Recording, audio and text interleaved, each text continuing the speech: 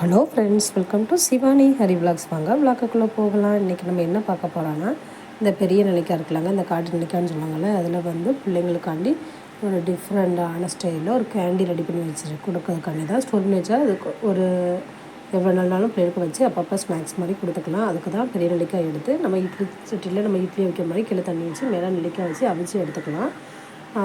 அது அவிஞ்சு வெந்து வரும்போது அந்த நெல்லிக்காய் வந்து நல்லா விரிஞ்சி வந்திருக்கும், வெடிப்பு கொடுத்துருவோம்.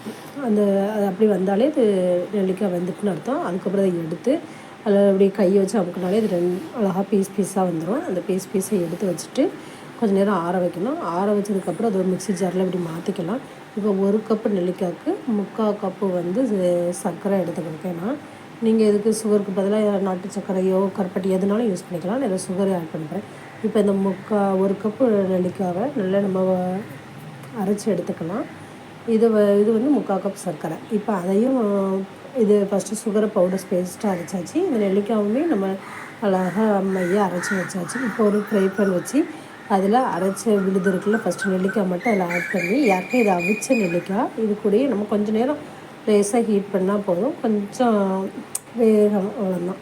லேசாக ஹீட் பண்ணிவிட்டு இப்போ நம்ம அந்த திரிச்சு வச்சுருக்கிற சுகர் இருக்குல்ல, அதையும் இது கூட ஆட் பண்ணிடலாம். ஆட் பண்ணி இது நல்ல சுகர் ஆட் பண்ணோன்னா கொஞ்சம் மெல்ட் ஆகும்ல, அந்த நீர்லேயே கொஞ்சம் நேரம் ரெண்டும் கலர் சேஞ்ச் ஆகிற வரைக்கும் அப்படியே கிண்டிக்கிட்டே இருக்கணும். கொஞ்சம் கிண்டிக்கிட்டே இருக்கும்போது கலர் வந்து ஆட்டோமேட்டிக்காகவே சேஞ்ச் ஆயிரும்.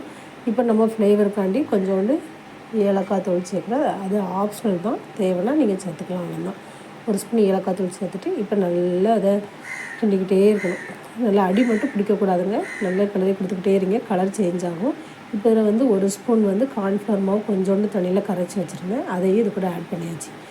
இப்போ நல்லா கை விடாமல் கிண்டிக்கிட்டே இருங்க. கலர் வந்து அழகாக ஒரு ப்ரௌன் கலர் மாதிரி நமக்கு கிடைக்க ஆரம்பிச்சிடும். அப்படி நல்லா கலர் சேஞ்ச் ஆகி எல்லாம் ஒட்டி ஒன்று போல் வரும். இதில் நீங்கள் ஒரு 1/2 ஸ்பூன் நெய்னாலும் சேர்த்துக்கலாம். அப்புறம் கொஞ்சம் ஒட்டாமல் வரும். இப்போ நல்லா ஒன்று போல் வந்துடுச்சா, இப்போ இதை ஒரு தட்டில் போட்டு அப்படி வெளியே தான், நான் ஃப்ரிட்ஜிலலாம் வைக்கல, வெளியே சும்மா ஆற வச்சுக்கலாம். நான் இப்போ நைட்டு செஞ்சுட்டு இப்போ ஆற வச்சுன்னா காலையில் எடுத்து பார்க்கலாம். இது அப்படியே இருக்கட்டும். நைட் ஃபுல்லாக ஒரு இடத்துல அப்படியே செட் பண்ணி வச்சுட்டேன். இப்போ காலையில் எழுந்திரிச்சி அதை கட் பண்ணி எடுக்கலான்னு பார்த்தா அழகாக சூப்பராக கண்ணாடியாக நல்லா ஒட்டாமல் சூப்பராக வந்துச்சுங்க. இதை நம்ம குட்டி குட்டியாக கட் பண்ணி சுகர் பவுடரில் கொஞ்சம் ஆட் பண்ணி நல்லா கோட் பண்ணி வச்சுட்டா போதும். ஒரு பாக்ஸில் ஆட் பண்ணி வச்சா அப்படியே பிள்ளைங்க அப்பப்போ எடுத்து சாப்பிட்டுக்கிடுவாங்க. ஹெல்த்தியான ஸ்நாக்ஸ் ரெடிங்க. ட்ரை பண்ணி பாருங்கள். இந்த வீடியோ பிடிச்சிருந்தால் லைக் பண்ணுங்கள், ஷேர் பண்ணுங்கள், சப்ஸ்கிரைப் பண்ணுங்கள், பக்கத்தில் இருக்க பெல் பட்டனை கிளிக் பண்ணுங்கள்.